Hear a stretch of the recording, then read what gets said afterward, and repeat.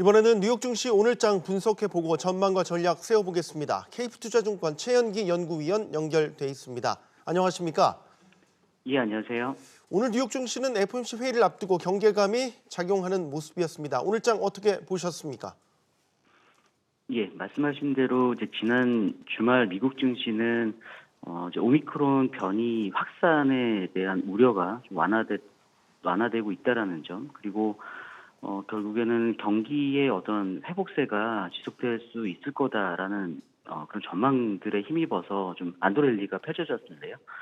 전일에는 이제 오미크론 그 확진자가 좀 사망했다는 소식, 그래서 생각보다는 증상이 가볍지 않을 수 있다라는 점이 결국에는 이제 경제 활동 어떤 재개에 대한 기대감, 또 델타 변이보다 오미크론 변이가 충격이 클 수도 있겠다라는 우려 자체가 좀 투자 심리 악화로 좀 이어지고 있는 것 같고요. 오미크론 변이와 관련돼서 아직까지 좀 정보가 제한적이기 때문에 좀 시장의 좀 변동성은 계속적으로 확대될 수 있을 것 같고요. 또 뒤에 말씀드리겠습니다만 지난 주말 11월 그 미국의 소비자 물가가 좀 예상 범위 내에 있긴 했습니다만 상당히 좀 급등세를 연출했기 때문에 자연스럽게 FOMC 회의에 대한 경계 심리가 좀 높아지면서 이런 것들도 결국엔 좀 투자자들의 좀 투자 심리를 조금 냉각시키는데 좀 일조하고 있는 것이 아닌가라고 생각하고 있습니다. 그래서 전일 미국채 금리 10년물 금리가 하락했음에도 불구하고 나스닥, 그러니까 기술주 중심의 낙폭이 더 컸다라는 점은 계속 좀 투자 심리가 여전히 좀 개선되기 좀 어려운 부분이 아닌가라는 그런 부분들을 좀 현실화시키고 있는 것이 아닌가라고 생각하고 있습니다. 네. 자, 기술주 관련 분석까지 들어봤는데 이제부터는 연준의 시간이라고 할 수 있겠죠? 연준이 오늘 밤부터 이틀 동안 FOMC 회의, 올해 마지막 회의가 되겠는데 통화정책 결정하게 됩니다.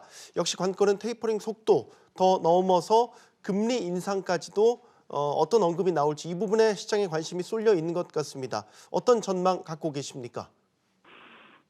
우선 이제 파월 연준 의장과 몇몇 연준 위원들의 최근 발언을 통해서 보면 일단 고용 시장은 어쨌든 꾸준히 회복되고 있는 상황이고, 다만 인플레이션에 대한 그 이제 높아진 인플레이션 압력 자체가 예상보다 장기화되고 있다는 점을 계속 표명했기 때문에 테이퍼링이 지금 11월 달, 12월 달은 월간 150억 달러씩, 그러니까 자산 매입 축소가 이루어졌는데 아무래도 2배 정도 속도를 높이면서 테이퍼링의 어떤 종료 시점이 2022년 6월에서 2022년 3월로 좀 앞당겨질 가능성이 좀 높아진 것이 아닌가라고 생각을 하고 있고요. 이제 금리 인상 점도표의 변화를 봐야겠습니다만 내년도에 아마 경제 성장률과 물가 전망을 아마 소폭 상향 조정할 가능성이 좀 높아진 것 같습니다. 그래서 그렇다고 보면 내년도에 원래 한 차례 정도의 금리 인상 횟수를 좀 예상하고 있었는데 두 차례 정도로 좀 금리 인상 횟수가 좀 늘어날 것 같고요. 그렇게 본다면 지금 테이퍼링 종료 시점이 좀 1분기 정도 한 분기 정도 앞당겨졌기 때문에 당초 예상했던 기준금리의 어떤 첫 그 인상 자체도 원래 내년 9월 정도가 상당히 유력했었는데 좀 6월 혹은 인플레이션의 어떤 압력의 정도 차이에 따라서 달라질 수는 있겠습니다만 5월 회의에서도 좀 금리 인상이 좀 단행될 수 있는 어떤 그러한 부분들에 대한 시그널들이 이번 회의에서 좀 나타나지 않을까라고 생각을 하고 있고요. 금융시장의 반응은 이미 좀 테이퍼링의 가속화, 그러니까 통화정책 정상화 속도가 빨라질 거다라는 점을 이미 선반영하고 있었기 때문에 만약 그 미 연준의 어떤 이런 매파적인 행보가 실질적으로 나타난다 하더라도 시장에서는 어쨌든 오히려 불확실성 해소 측면에서 좀 접근할 수도 있지 않을까라는 생각을 하고 있습니다. 지금까지 KF투자증권 최연기 연구위원이었습니다.